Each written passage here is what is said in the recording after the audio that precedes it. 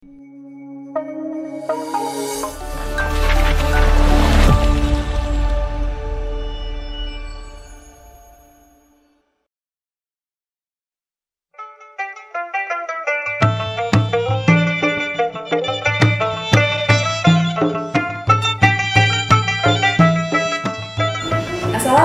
warahmatullahi wabarakatuh. Perkenalkan, nama saya Rizka Mulia Miranti. Saya adalah dosen di program studi S1 Farmasi, Fakultas Farmasi, Universitas Muhammadiyah Banjarmasin. Melalui video ini, saya ingin menjelaskan tentang mata kuliah yang saya ampu di semester genap, yaitu mata kuliah imunologi. Mata kuliah imunologi merupakan mata kuliah wajib dengan bobot 2 SKS yang membahas tentang sistem imun dan respon imun, kemudian membahas tentang imunoterapi, dan membahas tentang penyakit-penyakit yang disebabkan oleh kelainan dari sistem imun dan terapinya. Capaian pembelajaran dari mata kuliah ini, yang pertama adalah mahasiswa mampu memahami tentang sistem imun dan responnya. Kemudian mahasiswa mampu memahami tentang imunoterapi, dan mahasiswa mampu memahami tentang penyakit-penyakit yang disebabkan oleh kelainan sistem imun dan terapinya. Mata kuliah ini dilaksanakan dengan tatap muka di kelas, dengan metode pembelajaran, ceramah, diskusi, dan ada beberapa materi yang melalui sistem PBL, yaitu Problem Based Learning. Pada pertemuan pertama, saya akan menyampaikan terlebih dahulu RPS dari mata kuliah imunologi ini, yaitu tentang materi-materi apa saja yang akan dibahas dalam satu semester ke depan, kemudian sistem perkuliahannya, sistem penilaian, dan tugas yang akan diberikan kepada mahasiswa. Setelah itu juga akan disepakati untuk kontrak kuliahnya, dan ada pula materi yang diberikan, yaitu tentang pendahuluan tentang imunologi. Di pertemuan kedua, materi yang disampaikan itu adalah tentang organ limfoid, baik organ limfoid primer maupun organ limfoid sekunder. Di pertemuan ketiga dan pertemuan keempat akan dibahas tentang innate immunity dan adaptive immunity, sehingga diharapkan mahasiswa mampu memahami masing-masing sistem imun ini, komponen-komponen apa saja yang terlibat, dan mahasiswa mampu menjelaskan bentuk kerjasama dari kedua sistem imun ini. Di pertemuan yang kelima akan dibahas tentang jenis-jenis sitokin dan perannya. Di pertemuan keenam akan dibahas tentang antibodi dan antigen. Dan di pertemuan ketujuh akan dibahas tentang sistem komplement. Pertemuan ke-8 mahasiswa akan ujian tengah semester. Di pertemuan ke-9 materi yang disampaikan adalah tentang vaksin dan sera. Di pertemuan ke-10 sampai pertemuan ke-12, mahasiswa akan mendapatkan materi tentang imunoterapi yang mencakup imunostimulan, imunodepresan, imunorestorasi, dan imunonutrien. Pada pertemuan ke-13 sampai pertemuan ke-15, materi yang disampaikan adalah materi tentang penyakit-penyakit yang disebabkan oleh kelainan sistem imun dan terapinya, yaitu yang meliputi lupus, kemudian rheumatoid arthritis, dan psoriasis. Di pertemuan ke-16 adalah ujian akhir semester. Adapun sistem penilaiannya terbagi menjadi dua, yaitu formatif dan sumatif. Untuk yang formatif biasa dinilai dari tanya jawab di kelas, jadi melihat bagaimana mahasiswa itu merespon pertanyaan. Kemudian kalau untuk yang sumatif terbagi menjadi tiga, ada UTS, UAS, dan tugas. UTS bobotnya 35%, UAS bobotnya 35%, dan tugas 30%. Demikian penjelasan tentang mata kuliah imunologi. Untuk selanjutnya saya akan menampilkan proses pembelajaran di kelas. Terima kasih banyak. Wassalamualaikum warahmatullahi wabarakatuh. Berikut ini adalah video saya sedang mengajar imunologi di kelas 6C pada pertemuan keempat dengan materi Adaptive Immunity. Assalamualaikum warahmatullahi wabarakatuh. Waalaikumsalam warahmatullahi wabarakatuh. Gimana puasanya sampai hari ini lancar? Lancar.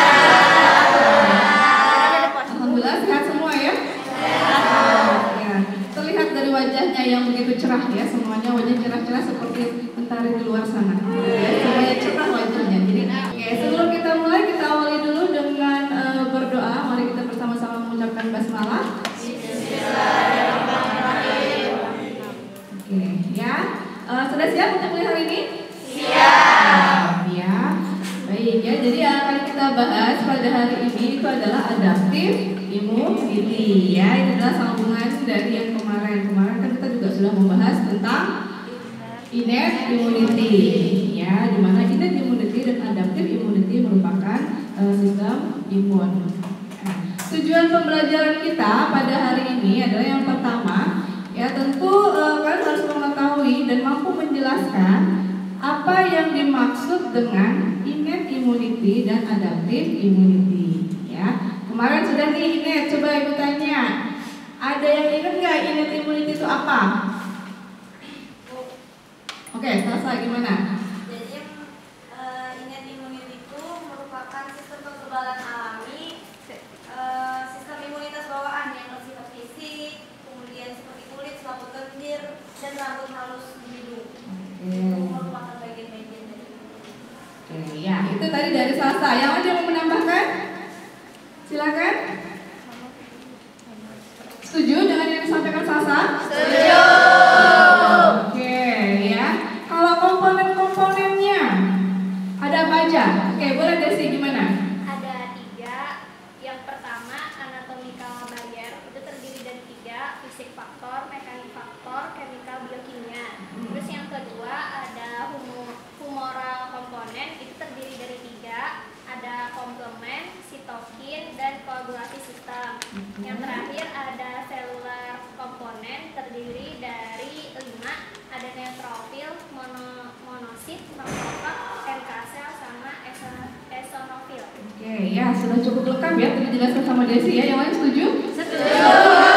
Oke. Nah hari ini berarti kalian harus bisa menambahkan tentang adaptive immunity, ya. Yang selanjutnya mampu membedakan antara innate immunity dan adaptive immunity. Ya, tentu harus paham dulu innate apa, adaptive apa, maka baru bisa membedakan. Ya.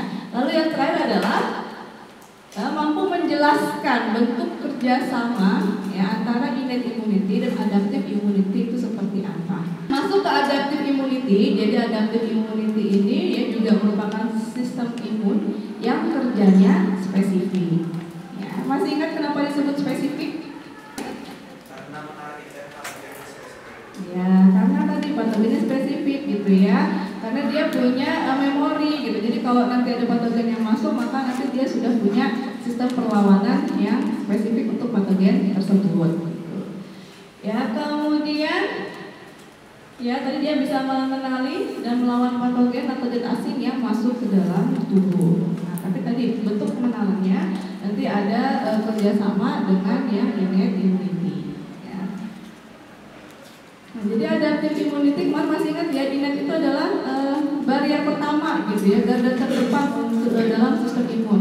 Nah, yang selanjutnya teraktivasi itu adalah adaptive immunity. Karena dia bisa aktif kalau dapat respon atau dapat rangsangan dari si innate immunity. Ya. Kemudian dia berjalan lebih lambat, ya tentu lambat karena ada proses sensitasi dulu gitu ya, ada proses pengenalan dulu dengan si patogennya, baru dia bisa bekerja. Ya. Nah ini adalah fase dari imun adaptif. Ya kalau kemarin yang ingat kan di 0 jam atau 0 hari itu dia sudah mulai bekerja, gitu ya. Nah pada adaptive immunity paling tidak dia baru bekerja di hari ke-3 minimal kan. Jadi di awal ini ada proses pengenalan dulu, ada kerjanya si innate immunity dulu, gitu ya. Dalam bentuk apa? Ya, masih ingat kemarin beberapa sel fagosit bisa berubah menjadi APC, Ibu sampaikan. Nah, di mana nanti APC itu akan mempresentasikan ya antigen ke permukaan. Ya, nanti baru akan dikenali oleh sel T. Ya, sel T adalah bagian dari adaptive immunity. Ya. Kemudian sel B, ya sel B juga bisa mengenali antigen secara langsung, tetapi tadi dia baru bisa aktif kalau dia bertemu dengan sel T effector. Ya, maka itu di hari ketiga paling tidak dia baru bisa bekerja. Ini pun baru memperbanyak diri, gitu ya, memperbanyak diri membentuk sel T atau sel B effector, yang nanti ujung-ujung kerja adalah mengeliminasi antigen. Ya bisa jadi kalau nanti ya yang diperantarai oleh sel T ya itu disebut dengan imunitas yang diperantarai oleh sel. Ya kalau B ya nanti dia akan mengeluarkan antibody. Ya, jadi ada produk yang dikeluarkan gitu ya, produknya dalam bentuk antibody. Ya, atau disebut dengan humoral. Ya, karena tadi ada plasma, jadi plasma itu menghasilkan antibody. Gitu ya. Jadi antibody adalah zat larut atau zat cair, gitu ya, makanya disebut dengan humoral. Dan dari step proses ya dalam proses aktivasi ini, ya nanti si sel T dan sel B itu akan berdiferensiasi selain menjadi sel efektor juga akan menjadi sel memori. Nah, ini ya sel-sel di adaptive immunity ada sel B atau limfosit B, ya ada limfosit T atau sel T. Nah, untuk sel T ini ada 3 jenis, ya ada sel T helper, ada sel T sitotoksik dan sel T regulator. Nah, nanti ada bedanya ya ketiga sel T ini, kenapa kok namanya beda-beda gitu. Tentu responnya juga akan berbeda-beda. Ya, yang untuk sel B, nah sel B ini dia bisa mengenali antigen secara langsung gitu ya. Jadi langsung ketemu dengan mikroba, akan mengikat mikroba, kemudian akan dibantu oleh sel T efektor akan menghasilkan antibody. Ya, fungsinya apa antibody? Tadi untuk menetralisasi mikroba. Ya, jadi dia bekerja menangkap antigen dari mikroba, ya kemudian meningkatkan proses fagositosis dan mengaktifasi sistem komplement. Ya, ini adalah bagian-bagian yang ada di innate immunity, ya ada fagositosis. Sel apa aja yang masuk dalam fagositosis? Makrofag, ya. Apalagi? Neutrofil, sel dendritik, gitu ya. Nah itu adalah sel-sel dari innate immunity yang bisa berperan memperbanyak fagositosis. Kemudian sel T helper, ya sel T helper ini kalau dia teraktivasi, gitu ya, dia akan mengeluarkan sitokin, ya sitokin. Nah sitokin ini nanti akan berperan pada proses aktivasi makrofag, gitu ya. Kemudian ada yang pengaruh neutrofil, ya, sehingga nanti responnya adalah inflamasi. Kemudian nanti ada juga yang aktivasi sel B, ya, sehingga nanti akan terbentuk antibody, gitu ya. Nah, sama ini juga adalah bagian dari innate immunity. Ya, jadi kan tujuannya adalah kalian mengetahui bentuk kerjasamanya, gitu. Jadi dari sini pun sebenarnya sudah terlihat, gitu ya, bahwa ada kerjasama kan antara adaptif dan innate immunity. Kemudian sel T sitotoksik, sel T sitotoksik ini kerjanya adalah membunuh sel-sel yang terinfeksi, gitu ya. Jadi kerjanya bukan pada bakteri secara langsung, gitu ya, tetapi pada sel yang terinfeksi. Kemudian ada sel T regulatory, ya, tugasnya adalah mensupresi respon imun supaya responnya tidak berlebihan, gitu ya. Nanti kalau berlebihan itu akan menimbulkan permasalahan. Contoh kalau inflamasi yang terlalu lama misalnya, ya, tentu akan menyebabkan kerusakan jaringan. Ya, maka tadi jadi tahu ya, kalau ini tidak berlebihan maka dia harus menggunakan kerja dari sistem imun. Nah, respon imun ini ada 2 ya, yang diperantarai sel dan yang humoral. Masih ingat tadi yang diperantarai sel siapa yang bertanggung jawab? Sel T, ya. Kalau yang humoral? Sel B. Sel B, ya. Nah, nanti bagaimana bentuk kerjanya? Nah, ini ya yang diperantarai oleh sel, ya ada sel T. Nah, tadi sel T2, sel T sebenarnya ada 2 macam ya, helper dan sitotoksik, ya, ini efektor. Yang lain itu adalah regulator, ya.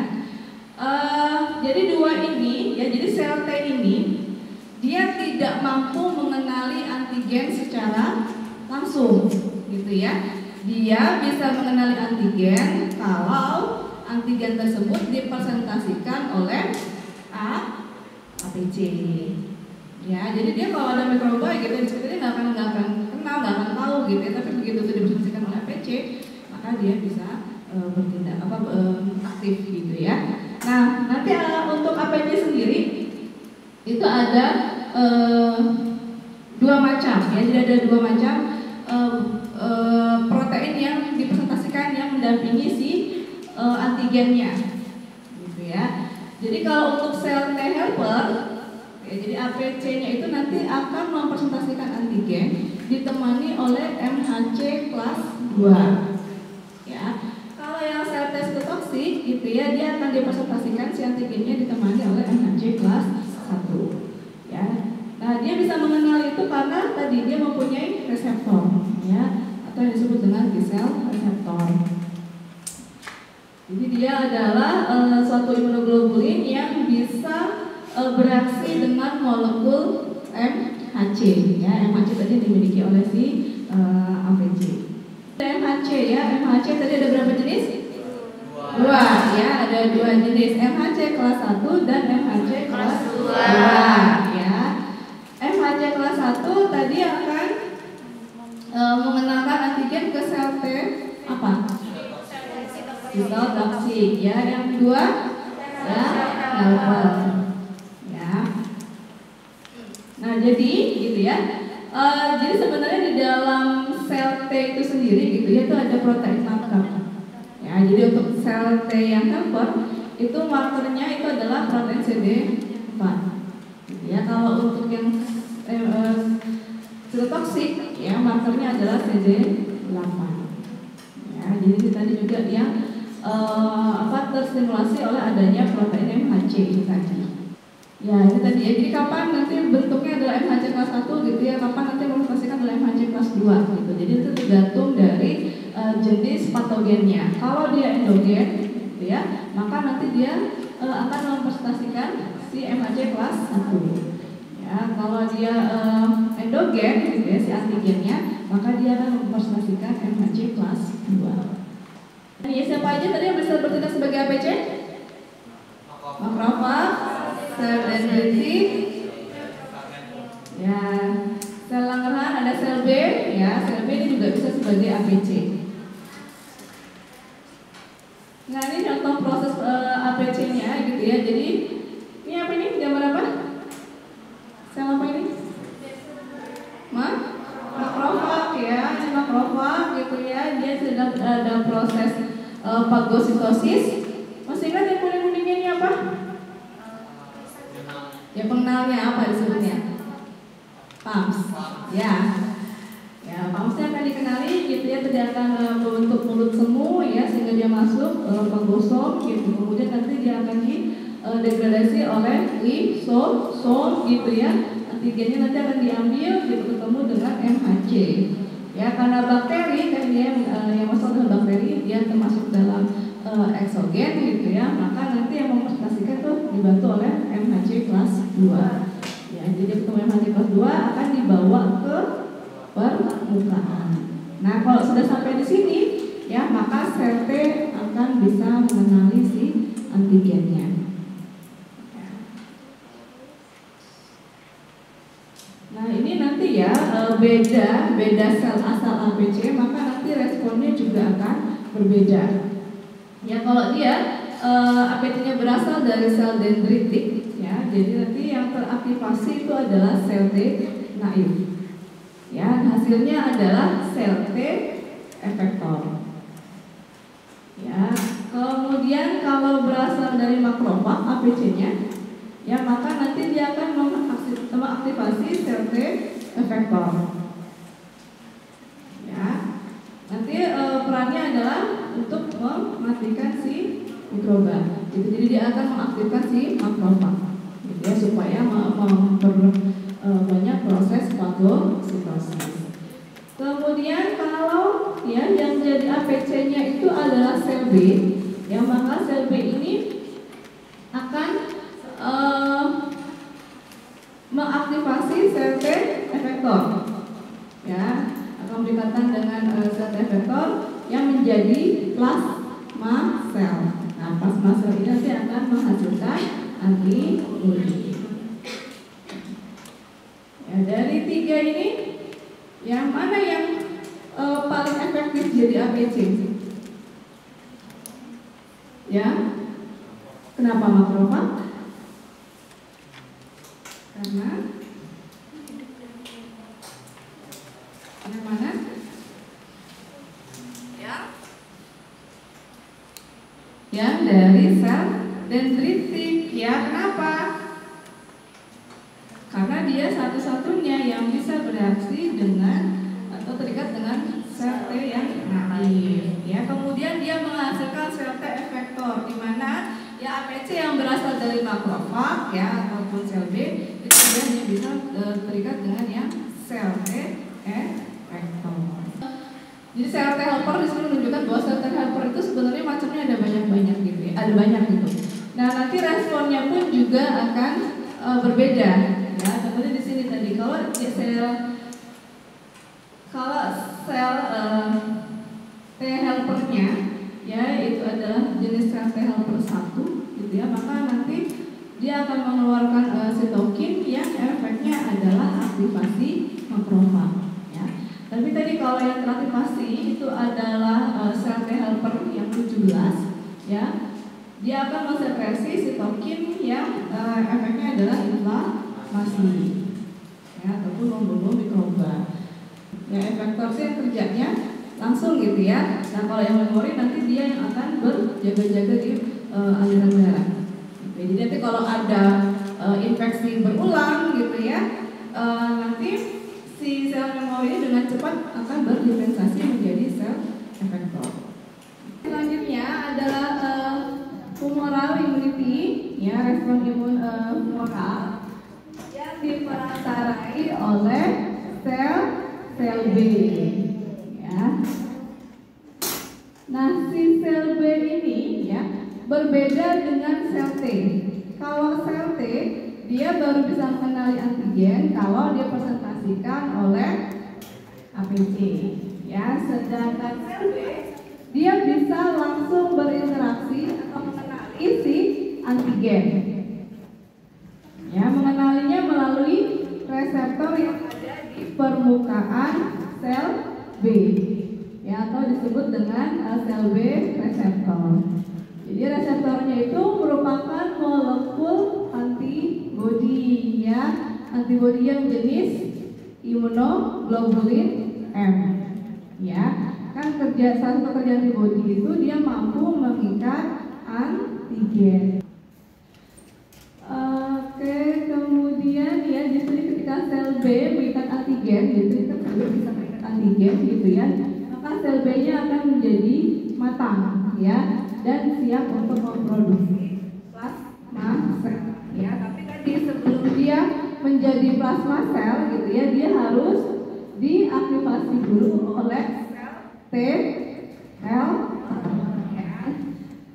Jadi tanpa adanya interaksi dengan sel helper, dia juga bisa memproduksi antibodi ya. Jadi sel B itu kalau berdiferensiasi seperti sel T tadi ada dua macam, ada yang jenis memori dan ada yang sel B efektor atau yang disebut dengan plasma sel ya. Jadi kalau yang memori itu umurnya lebih panjang, jadi dia beredar di dalam darah ya. Ini prosesnya ya, jadi tadi sel B dia bisa mengenali antigen secara langsung gitu ya.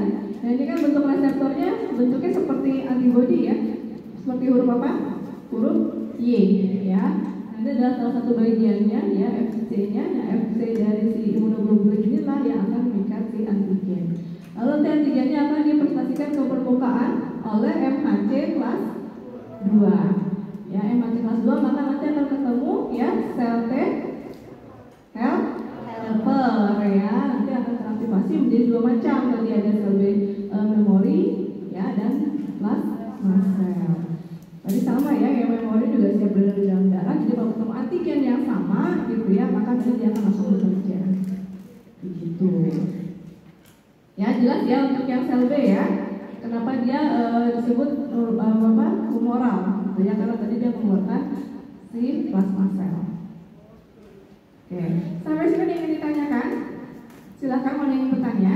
Oke, nah, silakan. Sebelumnya tadi kan ada yang 3 sel tentang makrofag, sel B sama neutrophil. Dan itu kan di paling ujungnya ada terdapat sel T helper. Itu secara umum Bu, menurut saya ada yang lebih spesifik ini. Oke, sel T-nya ini ya, sel T jenis apa gitu ya? Oke. Ya betul ya. Jadi terima kasih pertanyaannya. Jadi betul sel T di sini tidak dijelaskan sel-T-nya sel-T apa sih sebenarnya gitu, sedangkan sel-T tadi ada beberapa macam jenis gitu ya. Jenisnya apa aja tadi masih ingat? Ya, toksik dan sel-T helper ya. Nah, baik sel-T helper ataupun sel-T toksik gitu ya, dia dua-duanya mempunyai bentuk naif gitu ya. Jadi yang dia belum terpapar antigen itu disebut dengan sel-T nanti gitu ya. Nanti ini kan dia mempunyai tadi protein permukaan ya, tadi ada CD8 dan CD4 ya. Nanti tergantung lagi ya APC-nya nanti mempresentasikan antigennya MHC kelas 1 atau MHC kelas 2 gitu ya. Jadi kalau MHC kelas 1 tentu yang teraktivasi adalah sel-T naif yang sitotoksik. Kalau MHC kelas 2 itu adalah sel-T yang helper gitu ya. Begitu pula dengan sel-T efektornya. Nah, sel-T efektornya juga sama. Nanti kalau makrofag itu kan tadi dia mengeluarkan MHC kelas 2 misalnya, maka nanti yang sel-T efektornya adalah yang sel-T helper. Ya, sel-T helper tadi maka fungsinya nanti dia akan mengaktifasi proses fagositosis gitu ya. Jadi makrofag akan diaktifasi. Ya, begitu pula ya. Nanti untuk sel B ini dia khusus akan mengeluarkan antigen gitu ya dengan MHC kelas 2 ya. Jadi nanti akan berinteraksi dia di sini sel-T efektornya itu adalah hanya sel-T efektor yang helper gitu ya, sel-T helper baru nanti bisa produksi antibodi gitu. Jelas ya, cukup ya. Oke, terima kasih. Yang lain ada lagi? Tidak, cukup ya. Oke, baik ya. Kalau tidak ada, tadi kita materinya sudah habis ya. Mungkin sedikit Ibu pengen mereview. Jadi sebenarnya bentuk kerjasama antara innate immunity sama adaptive immunity itu sebenarnya apa sih? Ada yang bisa menjawab? Ini kalau mau dibantu dengan gambar ya. Yang terakhir ini ada gambarnya. Oh, boleh. Seperti yang kita tahu, immunity ini adalah garis awal pertahanan tubuh. Nah, contohnya di sini ada kayak physical barrier, sel dan chemical barrier. Jadi di mana sih titik kerjasama antara innate dan adaptive immunity ini? Kerjasamanya itu terjadi pada sel, Bu. Nah, pertama tetap bekerja sama terhadap sel B untuk menghasilkan antibodi. Gitu. Antibodinya ini kan panahnya kecil lagi. Jadi antibodinya akan bikin antigen gitu ya, dan meningkatkan proses fagositosis. Oke ya. Yang ada yang mau menambahkan? Mau tepuk tangan dulu boleh? Kalau tidak ada, butuhkan dulu materi untuk adaptive immunity. Ya, jangan lupa untuk persiapan perkuliahan minggu depan ya, yang kita bahas itu adalah tentang sitokin. Ya, silakan kalian baca dulu di rumah gitu ya, supaya nanti ketika kita di kelas ya kita bisa menyambung gitu ya, jadi bisa berdiskusi gitu ya. Tetap semangat ya kuliahnya ya, belajarnya juga ya. Terima kasih banyak untuk hari ini. Ibu akhiri, wassalamualaikum warahmatullahi wabarakatuh.